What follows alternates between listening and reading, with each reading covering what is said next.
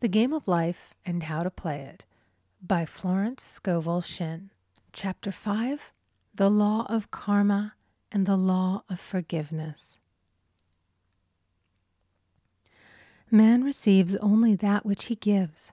The game of life is a game of boomerangs. Man's thoughts, deeds, and words return to him sooner or later with astounding accuracy. This is the law of karma, which is Sanskrit for comeback. Whatsoever a man soweth, that shall he also reap.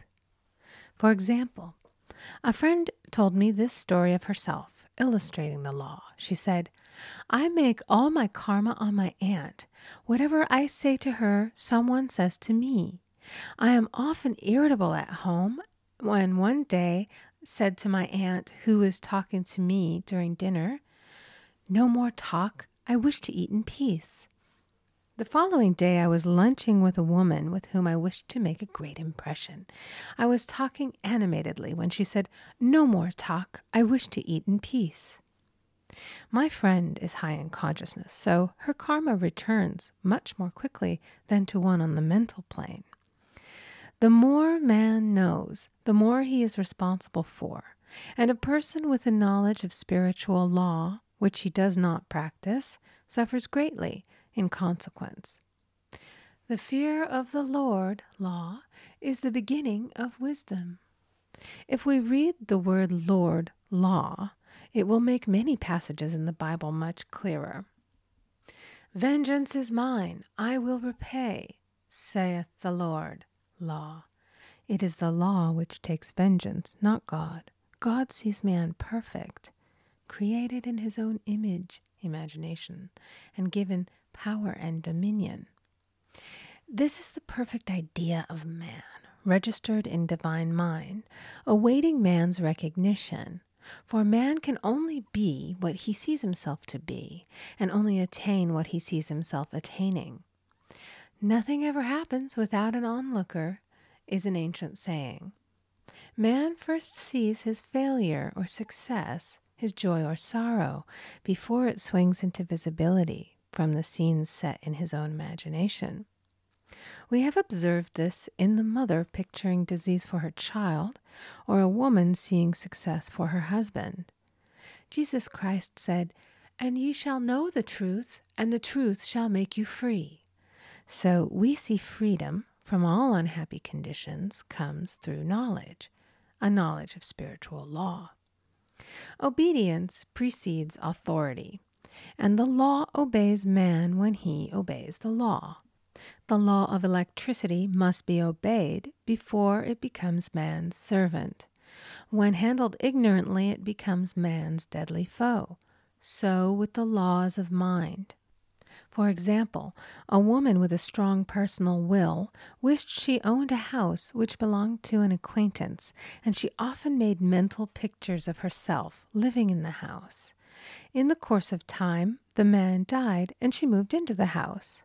Several years afterwards, coming into the knowledge of spiritual law, she said to me, "Do you think I had anything to do with that man's death?" I replied, "Yes, your desire was so strong, everything made way for it. But you paid your karmic debt. Your husband, whom you loved devotedly, died soon after, and the house was a white elephant on your hands for many years." The original owner, however, could not have been affected by her thoughts had he been positive in the truth, nor her husband, but they were both under karmic law. The woman should have said, feeling the great desire for the house, "Infinite intelligence, give me the right house, equally as charming as this, the house which is mine by divine right." The divine selection would have given perfect satisfaction and brought good to all. The divine pattern is the only safe pattern to work by. Desire is a tremendous force and must be directed in the right channels or chaos ensues.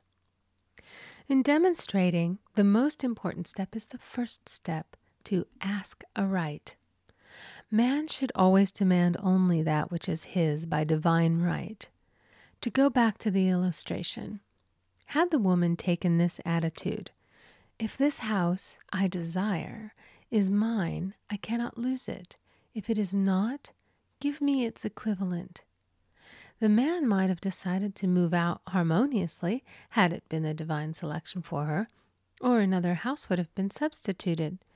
Anything forced into manifestation through personal will is always ill-got and has ever bad success. Man is admonished, "My will be done, not thine." And the curious thing is, man always gets just what he desires when he does relinquish all personal will, thereby enabling infinite intelligence to work through him. Stand ye still and see the salvation of the Lord. Law. For example, a woman came to me in great distress. Her daughter had determined to take a very hazardous trip, and the mother was filled with fear. She said she had used every argument, had pointed out the dangers to be encountered, had forbidden her to go, but the daughter became more and more rebellious and determined. I said to the mother, "You are forcing your personal will upon your daughter, which you have no right to do, and your fear of the trip is only attracting it, for man attracts what he fears." I added, "Let go and take your mental hands off. Put it in God's hands and use this statement: I put this situation in the hands of infinite love and wisdom. If this trip is the divine plan, I bless it and no longer resist. But if it is not divinely planned, I give thanks that it is now dissolved and dissipated." A day or two after that, her daughter said to her, "Mother, I have given up the trip," and the situation returned to its native nothingness. It is learning to stand still which seems so difficult for man. I will deal more fully with this law in the chapter on non-resistance. I will give another example of sowing and reaping, which came in the most curious way. A woman came to me saying she had received a counterfeit $20 bill given to her at the bank. She was much disturbed, for, she said, "The people at the bank will never acknowledge their mistake." I replied, "Let us analyze the situation and find out why you attracted it." She thought a few moments and exclaimed, "I know it. I sent a friend a lot of stage money just for a joke." So the law had sent her some stage money, for it doesn't know anything about jokes. I said, "Now we will call on the law of forgiveness and neutralize the situation." Christianity is founded upon the law of forgiveness. Christ has redeemed us from the curse of the karmic law, and the Christ within each man is his redeemer and salvation from all inharmonious conditions. So I said, "Infinite Spirit, we call on the law of forgiveness and give thanks that she is under grace and not under law, and cannot lose this $20, which is hers by divine right." "Now," I said, "go back to the bank and tell them, fearlessly, that it was given you there by mistake." She obeyed, and, to her surprise, they apologized and gave her another bill, treating her most courteously. So knowledge of the law gives man power to rub out his mistakes. Man cannot force the external to be what he is not. If he desires riches, he must be rich first in consciousness. For example, a woman came to me asking treatment for prosperity. She did not take much interest in her household affairs, and her home was in great disorder. I said to her, "If you wish to be rich, you must be orderly. All men with great wealth are orderly, and order is heaven's first law." I added, "You will never become rich with a burnt match in the pincushion." She had a good sense of humor and commenced immediately putting her house in order. She rearranged furniture, straightened out her bureau drawers, cleaned rugs, and soon made a big financial demonstration, a gift from a relative.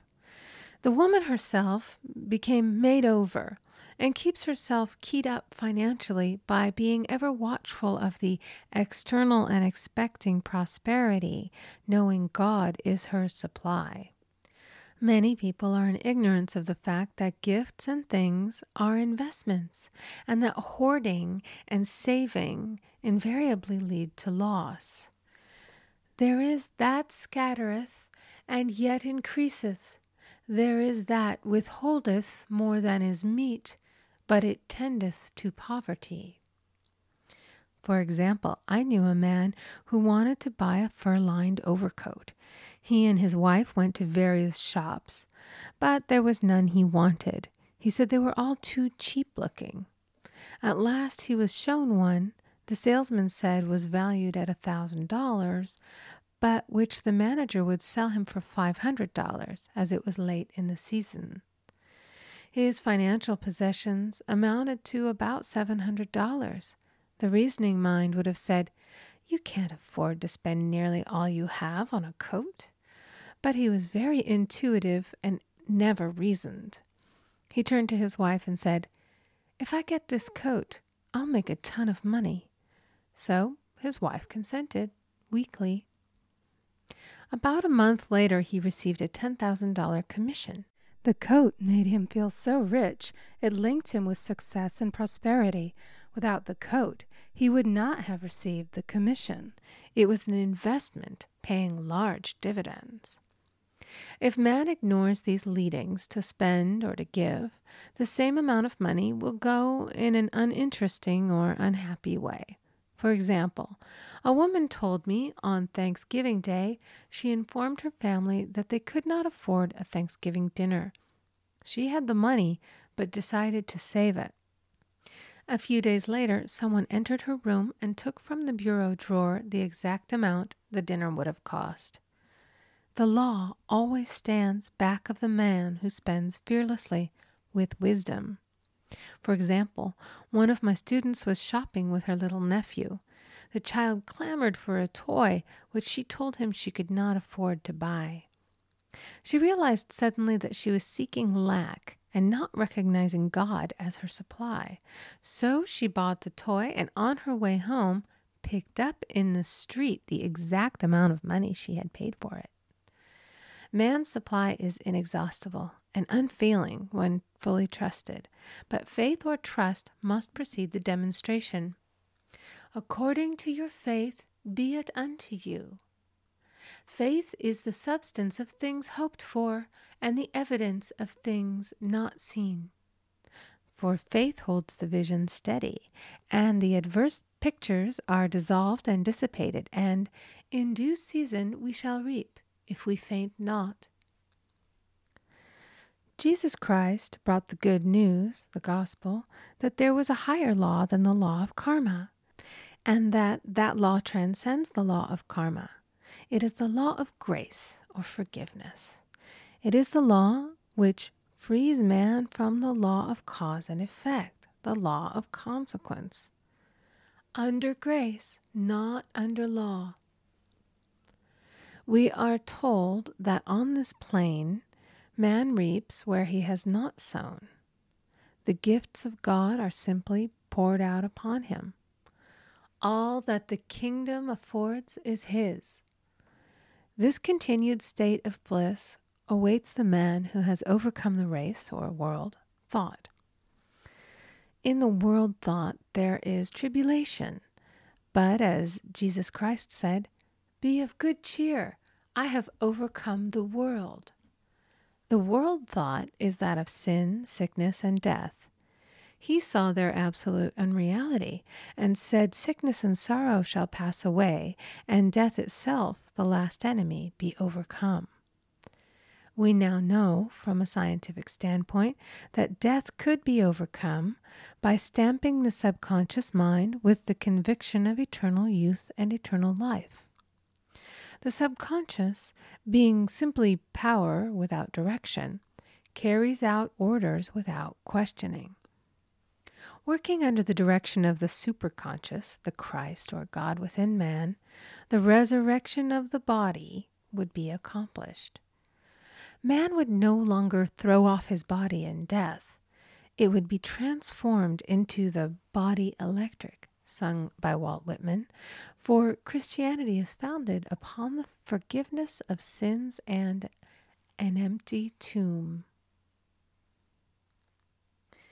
End of chapter 5. Recording by Amy Conger.